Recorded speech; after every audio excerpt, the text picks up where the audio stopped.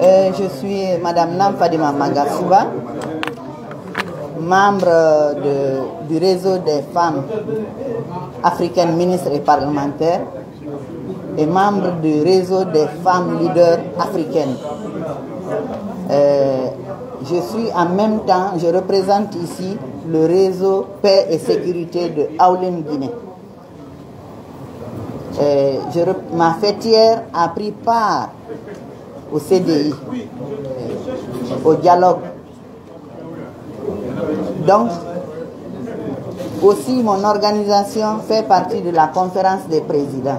Vous comprendrez aisément que pour les fêtières et les partis politiques qui ont pris part au dialogue, nous sommes constitués en conférence des présidents pour pouvoir nous concerter périodiquement et faire le point sur les 35 résolutions que nous avons signées et remises officiellement au président de la République.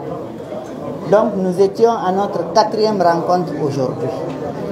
Et nous avons constaté que on n'avait pas de visibilité ni de lisibilité sur la mise en œuvre des 35 résolutions. Et cette conférence des présidents nous a permis de présenter un mémorandum au président de la transition. Nous n'avons pas été répondus officiellement suite au dépôt du mémorandum, mais nous avons vu que nos recommandations issues de ce mémorandum ont été prises en compte par le président de la transition.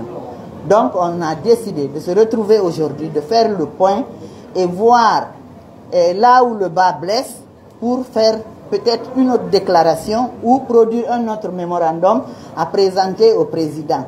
Parce que nous avons décidé d'accompagner le gouvernement pour une transition réussie.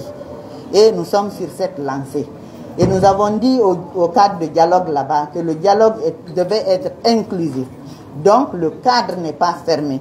Nous tendons la main aux partis politiques ou aux fêtières qui sont encore réticents de rejoindre ce cadre de dialogue parce que unis nous sommes forts et c'est au sein de ce cadre que nous pouvons résoudre nos problèmes. Donc nous avons écouté nos représentants au sein des commissions qui ont été mises en place suite au dialogue et il y a encore quelques défaillances que nous avons constatées. Donc on ne va pas les énumérer ici parce qu'on n'a pas fini de rédiger le rapport. Quand on finira avec le rapport, vous aurez officiellement les points sur lesquels on va se prononcer.